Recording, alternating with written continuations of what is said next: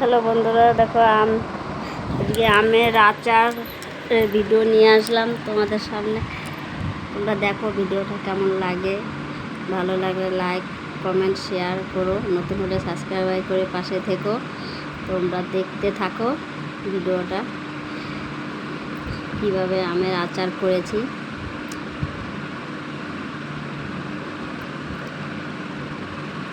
প্রথমেই গোটা ধনে ভেজে নেব।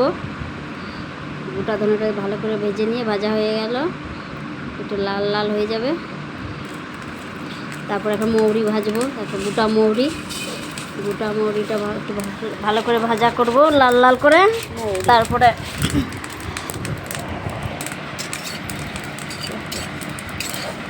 মৌরিটা ভেজে নেব। গোটা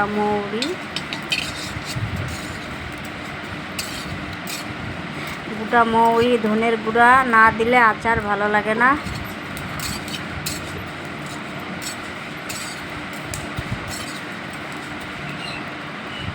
এটা একটু লাল লাল করে ভাজা করব, একটু কড়া ভাজা দিলে মানে সেন্টটা উঠবে ভালো।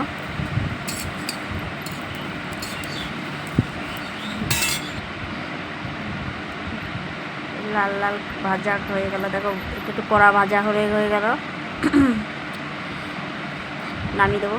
দেখো ধনের গুঁড়ো, মৌরি আর গোটা ধনে এটা মিক্সচার করব এখন ভালো করে মিক্সচার করে।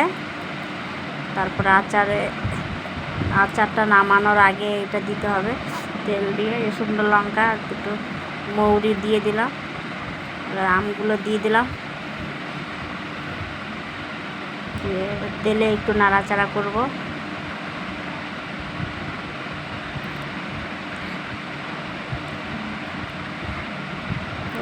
লবণ দিয়ে দিলাম,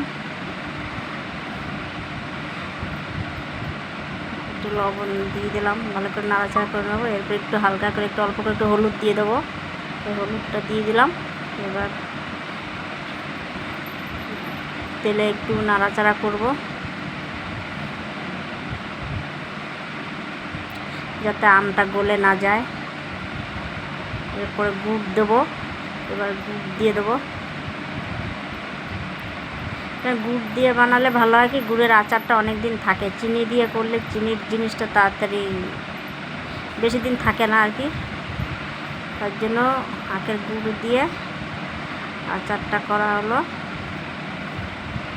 এর মধ্যে দেওয়া আছে ধনের গুঁড়ো, মৌরির গুঁড়ো দেওয়া আছে আমের আচারে। একটু পাতলা পাতলা নামানো হয়েছে। এটা রোদে, যখন প্রত্যেক দিন রোদ দিতে হবে, রোদে দিলে পরে রোদে শুকাবে আর এই জিনিসটা শুকিয়ে যাবে একদম। ঠিক আছে, দেখো এবার আচারটা কীরকম হয়েছে। দেখো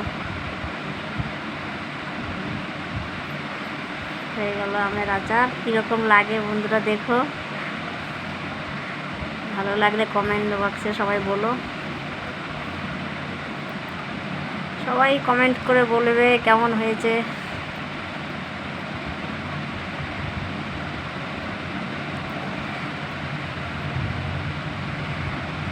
যখন যেই সিজনের জিনিস, এখন আমের সিজন, আমের আচার।